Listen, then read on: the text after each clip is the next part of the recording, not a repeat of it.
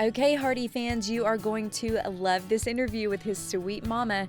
Sarah Hardy walked in my front door with flowers and homemade cookies. I mean, that alone tells you a lot about this family with deep Mississippi roots. Sarah and her husband made the move to Nashville several years ago to support their two dream-chasing children, and you can just hear her pride in this interview. It's a good one, so let's get started. Well, Sarah, I'm so excited to talk to you. And first of all, thank you for just supporting the podcast. I loved it when I first contacted you, and you've been following along on the journey. Yeah, someone had told me about it, and thank you so much for having me, and I'm just excited to be here today. Yeah, so I think I'm going to start with this so it sets a precedent of how we refer to Hardy. When did he become Hardy? When he signed his record deal, I think they were trying to come up with his branding, and you know how guys a lot of times will call each other by their last name rather than their first name. And I know a lot of his friends had done that, and his constituents, I think, other songwriters and that sort of thing. So I think he wanted something different, and the label wanted something different. There were several Michaels in the, as far as in the industry in music, and they just came up with Hardy, and anyway, it has stuck, so I guess it's working out very well. Did you, as mom, have to get used to that a little bit? A little bit, but you know, I had heard his friends refer to him as Hardy. Yeah. So it wasn't a big deal, but of course he's still just Michael to us. I love that. So we'll probably refer to Michael a lot throughout the interview because I know that's what Mama calls him, and that's what we're going to call him. That's right. So you guys have deep, deep Mississippi roots. You're all in Nashville now as far as the immediate family goes, but tell me a little bit of background about how Michael grew up. Well, he was just your typical little country boy.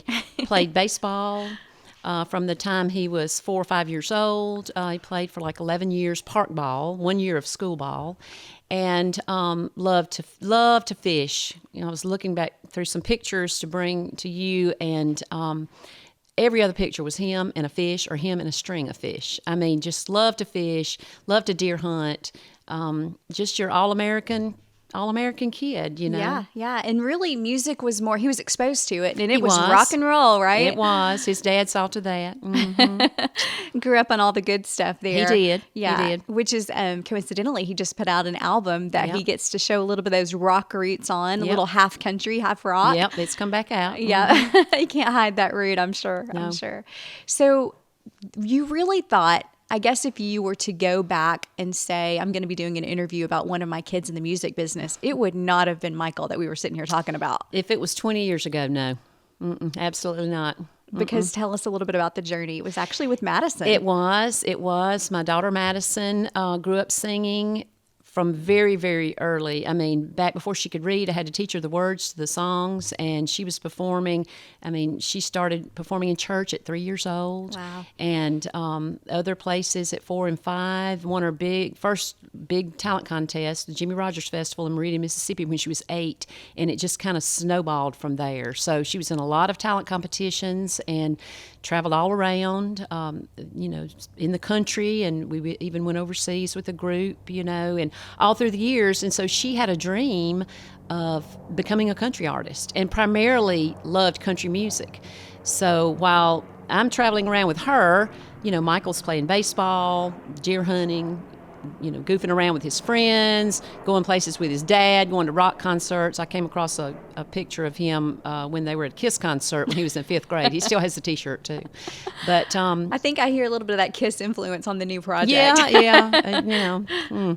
But anyway, she, you know, as Miranda says, was famous in a small town, and everybody had these expectations of her, you know. So for Michael, was that something his sister did? Oh yeah, It wasn't his thing. It was something his sister did. And he hated going to those competitions, and I mean, he was just like, oh, do I have to go? Oh, how long is it going to last? You know, it was just miserable for him, you know, especially country music back then. You know? Yeah. But anyway, he did love music though, and he did. You said but he kind of had a middle school band, like a He lot of did. boys do. He did. I came across some of those photos as well. But he did, and he picked up the electric guitar and learned some electric, you know, rock and roll licks and that kind of thing. So he was dabbling in his own type of music in the background through the years, And then by the time Madison was in the 8th grade, she knew she wanted to come to Belmont. She knew I had known about Belmont. She knew she wanted to come to Belmont, what she wanted to major in, and the path that she thought she was going to take,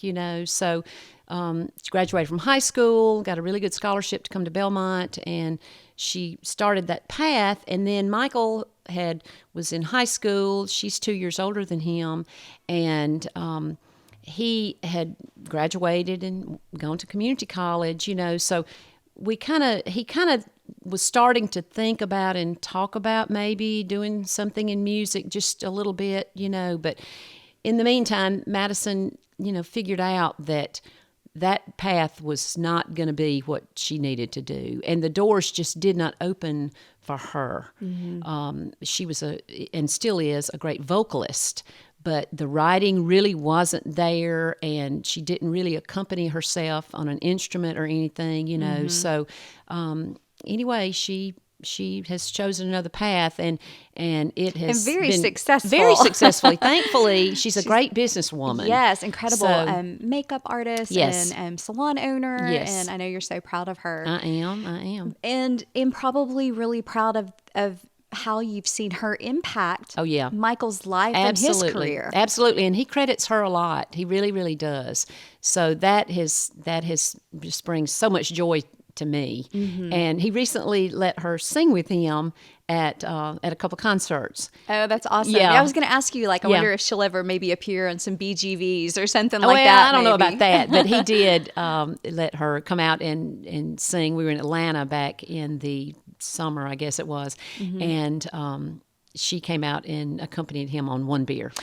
She did the Lauren Elena part she did. for One Beer. She really did. Which happens to be, I mean, there's so many good songs by Hardy, and if you guys are listening to this and maybe you aren't as familiar with him, you've only heard the hit songs he's had on the radio, at the core of who he is, he's an incredible songwriter, and he's had so many hits with other artists that people may not be aware of. That's because right. You and I were talking, most people just assume that whoever's singing the song wrote the song. Exactly. But man, he's got so he does that resume. And, my husband has always struggled with the fact that Michael, even in the early years, never did cover songs in his shows. And I said, he doesn't have to.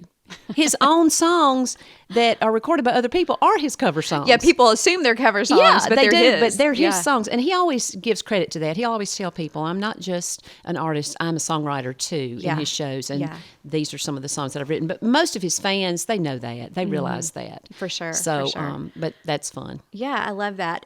We were talking to Connor earlier. You got to meet Connor this morning. Yeah. He just happened to be here. But Hardy was his walk-up song, his senior year of baseball. Yeah, before that is so cool. kind of, people Throwback. were just getting, the cool factor of who Hardy was. Yeah. And Throwback was his walk-up song, which is kind of a neat story there. That is very cool. Yeah. So tell me about the time. I think it sounded like Michael was kind of searching and figuring out what was next for him. He'd done the community college thing. Right. But there was a particular visit when he came to Nashville to visit Madison that kind of flipped a switch for him. Yes, it did. He was a freshman at the local community college. It was about 35 miles from our home. And, all of his friends went there, and he was down there having him a hi-ho time. And Madison had gotten to Nashville, and she was, she would have been a junior or senior. She was 2 years older than Probably him. a junior if he was a freshman. Right. Yeah. Yeah, she was a junior. And she invited him and his friends to come up for a songwriters weekend. I think they had songwriters showcase maybe at Belmont or something that weekend. And it was in February of the freshman year. And so he and 2 or 3 of his friends came to town and spent the weekend. And I didn't think anything, of it other than worried about their travels to and fro, And she took them around, showed them a good time. And Michael texted me on his way home on that Sunday night, and he said, "We've got to talk. I've got to get up here. This is where I'm meant to be." Oh, wow. I won't ever forget it. And my first thought was, oh, man, here we go. I lost her at 18. I'm going to lose him at 19 to be 350 miles away. Right. And I said, okay. I said, well, let's talk about it over spring break, thinking that he just was excited from having been up here for the weekend and everything. And he would come home on the weekends, but he was always out with his friends. And that's why I knew for spring break, he and I would both be at home all week, and that I could actually pin him down and we could really have a conversation about it. And so anyway, spring break came and we sat down that Monday, and I said, okay, we got to talk about this thing now. Are you really serious about this? Is this what you really want to do? You want to leave all of your friends and you're going to move to Nashville? And, and he said, yeah, this is what I want to do. I've learned about songwriting and this process, and, you don't have to be an artist. You can just be a songwriter, make a good living and all this. And it wasn't, he didn't learn that just that weekend. Madison had been, talking to him about it and had exposed him to it since she had been up here. He truly got bit by the bug that weekend. He did. He got bit by the bug. And I said, well, that's fine, but you're going to go to college. And he said, well, where am I going to go? And I said, well, we will find you somewhere, So I started researching MTSU, and they had a lot of the same programs that Belmont did. And our daughter went to Belmont because she got a really good scholarship there. Well, I didn't think that was in the cards. And I told Michael, I said, I don't think we can afford to send you to Belmont. But we can do the next best thing. And there's a less expensive school right down the road, 30 minutes away. Too, yeah. And I said, they offer all the same everything that Belmont does. As far as all the classes and the courses and everything. And he said, well, what am I going to major in? And I said, I don't care. Pick something. But you're going to get a college degree. Only because his dad and I both had gone to college, and Madison had gone to college, and I didn't want him to turn 40 and go, why didn't you make me go to college? That's just for him. That wasn't to prove anything or whatever. I just wanted him to accomplish that one thing. And he wanted to go. So did he graduate? Oh, yes. And that's kind of a funny story because at MTSU, you had to declare a major and a minor. Well, we looked at the minors, and of course I was helping him, and he did choose songwriting as his major.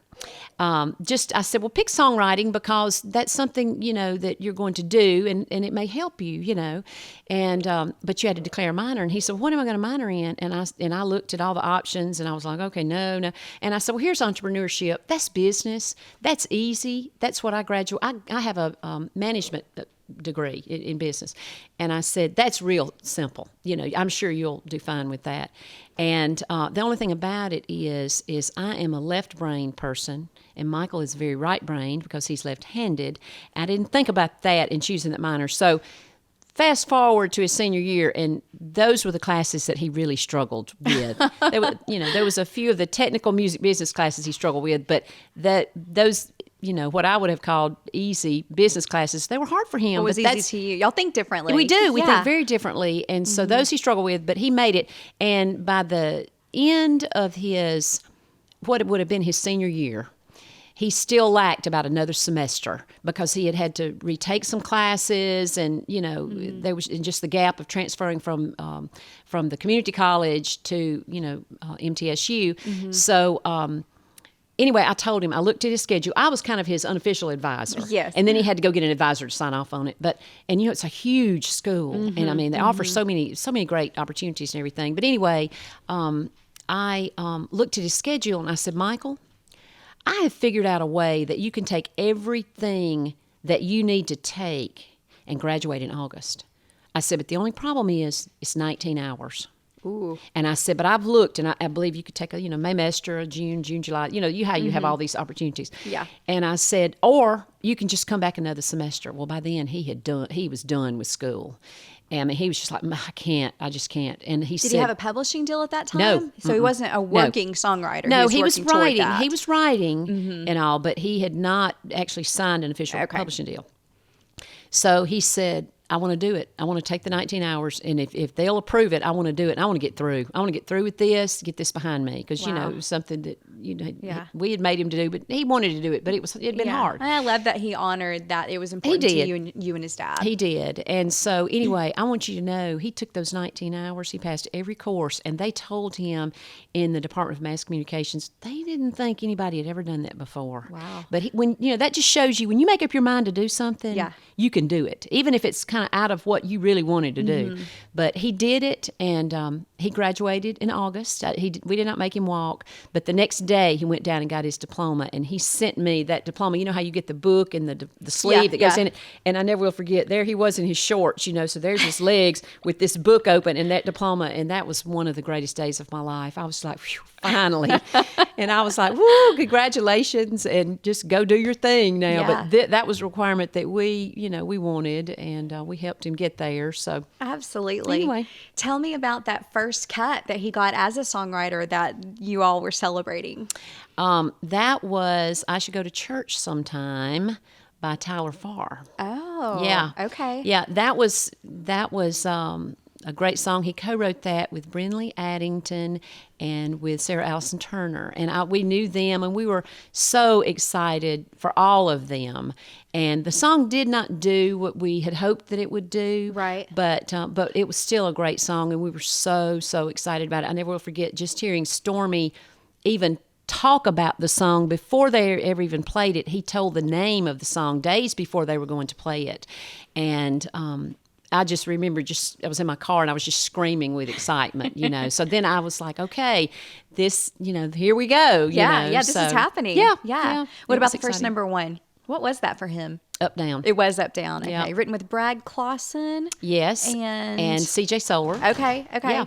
Sorry. And it was very exciting, and he had they let him be in the music video and all that. So that was a very exciting time. I was still working out my state retirement in Mississippi and was not able to come to that number one party, which was a very bittersweet thing for me. But my husband and my daughter got to be there. And I know you hated missing that. I hated missing it, but I haven't missed one since. So, I bet. And I don't intend to miss anymore. Yeah. And the backstory on that is that the reason you couldn't miss it is because you were literally working out days to be able to retire. Right. In the state of Mississippi. You worked for the school district? I did. I was the food service director for my city school district in Philadelphia, Mississippi. For 25 years? 25 years. Wow. Is that the school where the kids went? No, they actually went to the county school.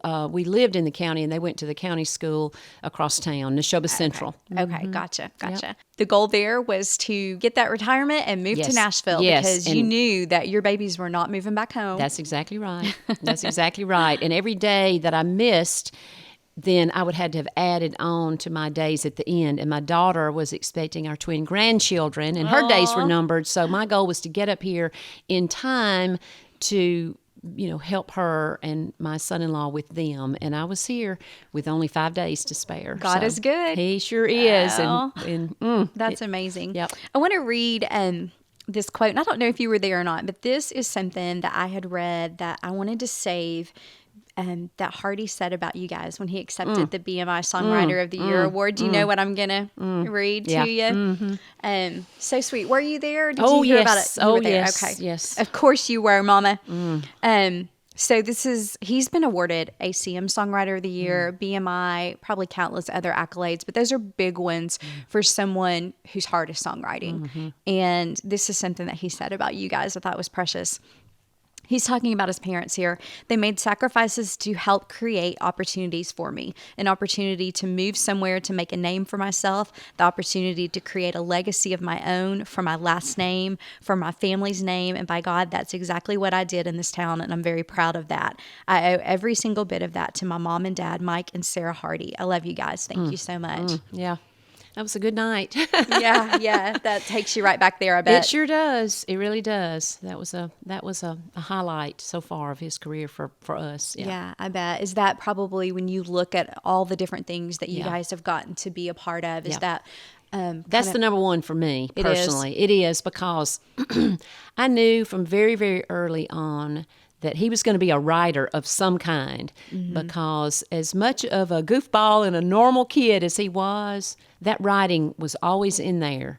And every now and then it would come out in elementary school or middle school and high school, and I was just always like, dang, that's good. I couldn't have written that, myself. Where does that come from? So I always felt that there was going to be writing. I never dreamed that it would be country music, and now rock. I mean, I just didn't know. I didn't know how all that was going to come together. But when he got up here and he started writing, and the songs got better and better and better, And then, I was hooked. And I had been a songwriter fan for many years. Coming up with Madison, I knew about songwriters. You had an appreciation and for I had a it. great appreciation for songwriting because that's something I can't do. But that's like being an artist of painting a picture. Oh, I can't agree. do that. Yeah. And I'm like, that is just a gift from God. Only God could give you that. People say, where do they get their talent from? I'm like, hey, they got it from God, honey. It didn't come from me. But that was such a gift. And I felt so strongly that needed to be shared with the world and that it could be shared with the world and that could make such a difference in people's lives. And anyway, so my whole goal for him when he moved to town was to be a songwriter. Yeah. I never dreamed that he would become an artist. And as much as I love his performing and his artistry on stage and that type of thing, I'm still a songwriter fan at heart. So when he won the BMI award, when he moved to town, I have to say this, when he moved to town, I had 3 goals for him as a songwriter because we're a goal-oriented family. I wanted him to have a number 1 song. I wanted him to have a song of the year, truly a song of the year, and I wanted him to be the BMI Songwriter of the Year because I knew that was not a popularity vote. That was a literal, numerical... Best of the best. Best of the best for that year. That was a goal I personally wanted, for him. Wow. And so when we got the call that he, had won that, I just cried because I was like, and I'm not big on, the accolades and all that. I want him to impact people and do the right things as any mother wants their child to do, regardless of what their job is. Yes. But I knew that he was finally being rewarded for his hard work, his many, many, many years of hard work. And what an honor that was out of all the songwriters in this town who are fabulous, So anyway, and then being there that night and looking around that room at all of the writers that I had idolized for many years, even before Michael had moved to town. I mean, all of my favorite writers were in that room. Many of them I got to talk to that night. I mean, it was just almost overwhelming. I mean, it was like I had died and gone to songwriter heaven. I mean, it really was, So anyway, it wasn't just about him winning the award, but in that room, in that time, and all of those great people that stood and gave him a standing ovation. I was just like, who are we to be a part of this? It was really, it was a magical night. It's one I will never forget. And I hope he wins it again on down the road or whatever. And if he does, fine. If he doesn't, fine. But winning it that first year, wow. Yeah, it was awesome. Pretty huge. Yeah. That's pretty huge. Yeah, he's been very, very blessed. So that's definitely a mountaintop high. We're going to hit a valley right now. Tell me about the phone call of that bus accident. Ooh, that one was, kind of scary. How did you find out about it? I got his road manager, Noah, called at 3:30 on a Sunday morning, and my husband was out of town. He was in Mississippi, and I had the twins. You were alone with the twins? I was alone with the twins. And, of course, sound asleep, but I'm a light sleeper, and I had the phone right there by my bed, and thankfully I didn't have it on silent.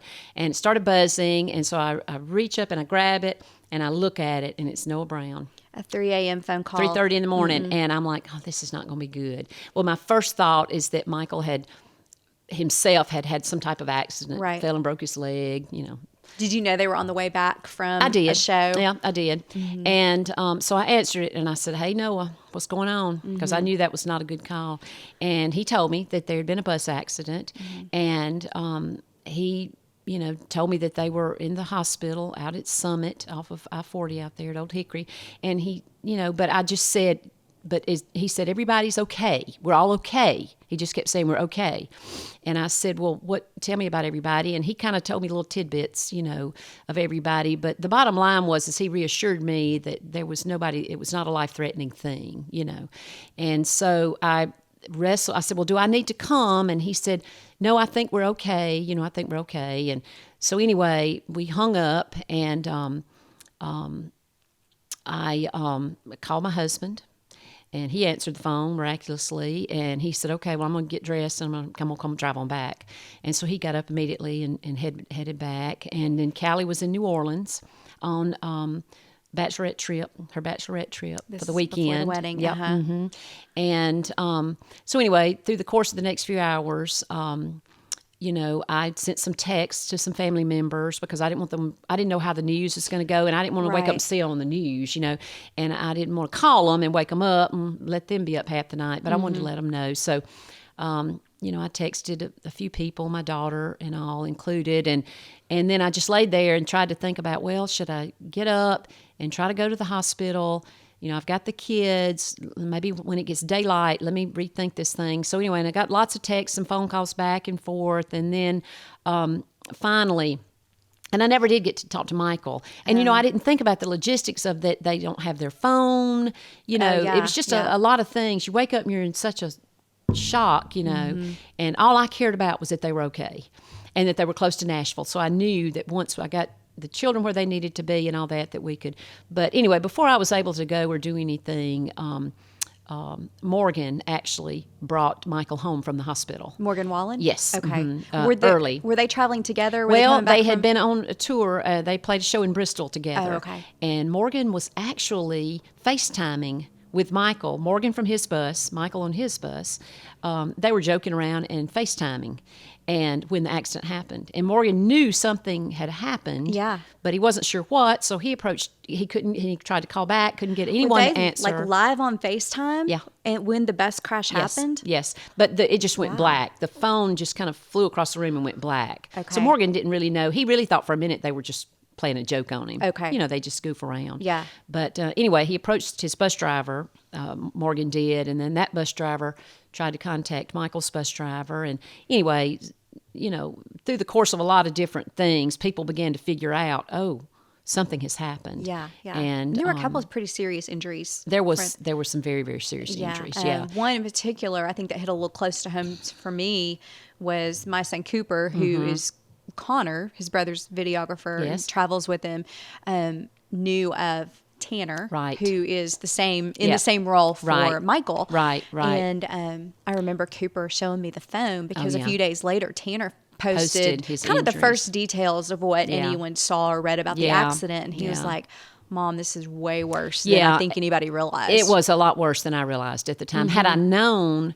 But, looking back, would I have gotten up and gone? Absolutely. I would have figured out what I would have done with the children. I mean, it was just, but, Noah, in his reassuring way, just said we're all alive and we're okay, But I do wish that I had gone and put my eyes on them all. Right. Not that you could have done anything, but that's just us as a mom. I should have gone. But at the time, I just didn't... I didn't want to be in the way. Yeah. And I just really, and had my husband been there, one of us would have gone and one would have stayed, but it was just a lot of things there. And then when Michael was coming home early that morning, then I thought, oh, praise the Lord. Okay, he's okay, but he got a bad, bad gash on his head and then wound up, he had some cracked vertebra in his back. So, but Tanner really, got, as far as the actual injuries from the accident, he literally got the brunt of it. As a matter of fact, this is January, and he's still dealing with the effects of it and is still in the healing process and physical therapy and that kind of thing. But he's young and he's strong, and he's come a long way, and it has been a long journey for him.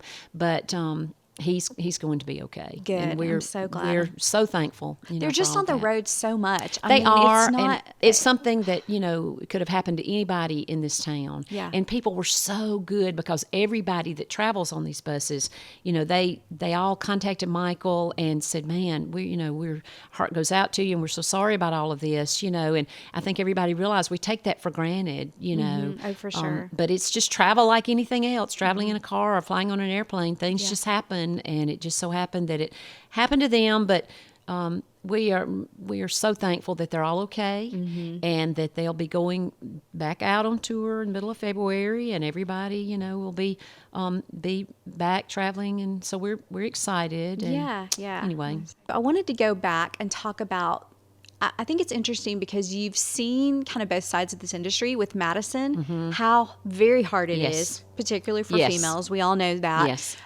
Did that at all play into your concern and hesitancy over Hardy, actually becoming an artist and doing the artist thing? Because I know there's a lot of security for you, and okay, he can do the songwriting thing. Yeah.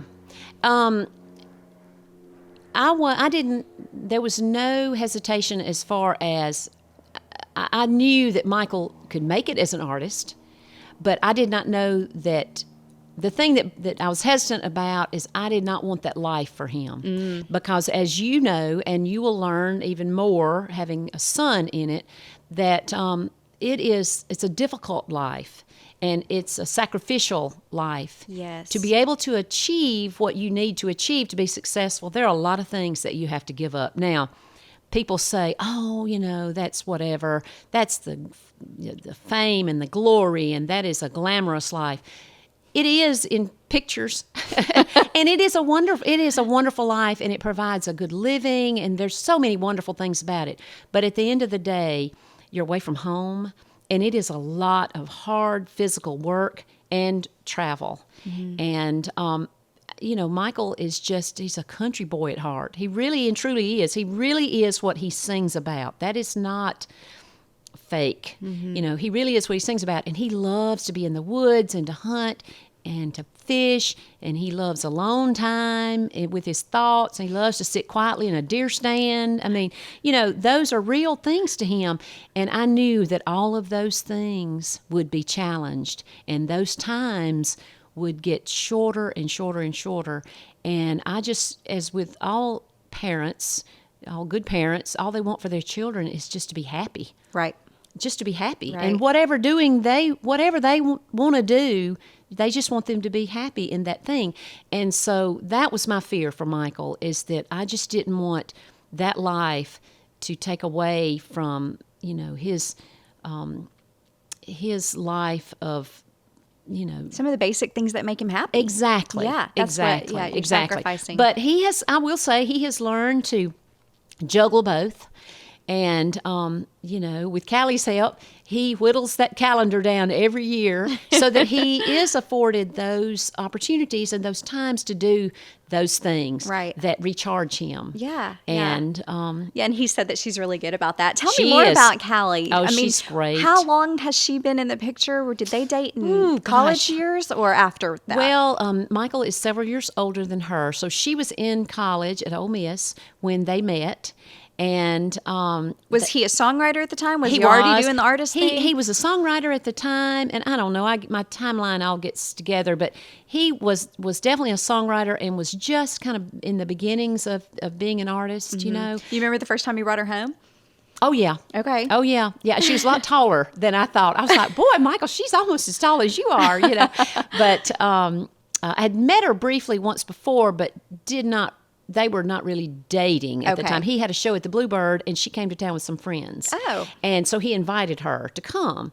And so I did not really know who she was. I knew she was a friend, and a friend of hers that had come. I knew they were friends of Michael's that had come by. I didn't know the significance, But she's just been a wonderful, wonderful blessing to our family, and her family is our family now, and I think they feel the same way about us. And it's just amazing how you can come from two very, very different backgrounds and live far apart in the country. Where was she from? She's from Southern California. Oh, okay. Yeah, that's quite different than It is very Philadelphia, different. Mississippi. Yeah, and as Mississippi State fans, Ole Miss is our arch rival. Oh, yes. So we were like, dang, son, Ole Miss and from Southern California? Seriously?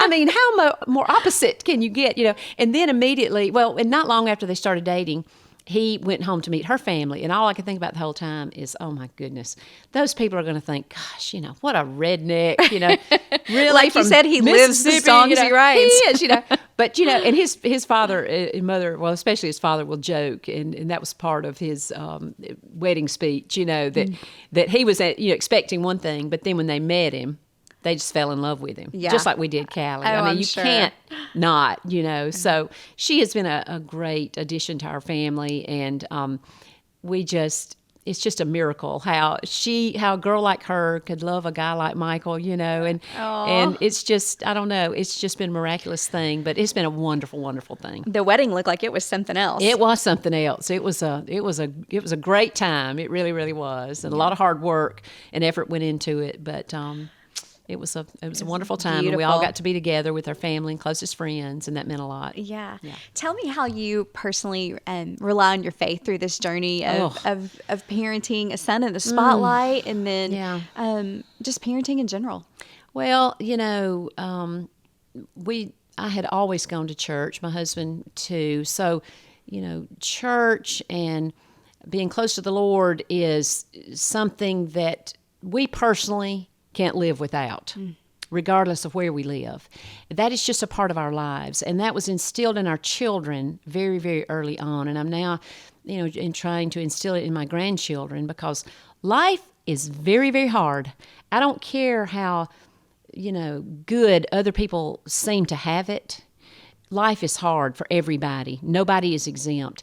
And we need all the help we can get. And for us, the Lord is our strength and our backbone. Mm-hmm. And without Him, there is nothing. And I have no doubt in a million years that Michael's path has been orchestrated by the Lord, because we got off on it a little bit ago. But as difficult as it was for Madison to make it in the industry, and then thankfully for her to decide that was not for her, a book would not hold the opportunities that were given to Michael. I mean, who just, came up here and said, I want to do this, and he did. And was he talented? Absolutely. There was talent there, and he worked hard. But it is so much about opportunity and being at the right place at the right time. That doesn't just happen. Which only the Lord can orchestrate. Amen. I mean, that doesn't just happen. People can say what they want to, but, God has been in this throughout from the very beginning. Mm-hmm. And we can make all the plans that we want to and do everything that we want to do, but at the end of the day, He's the one in control, and we try to help Him so much, and I am so guilty of that. But we like to make suggestions, don't we? We do. We really do. And, raising children is a very difficult process.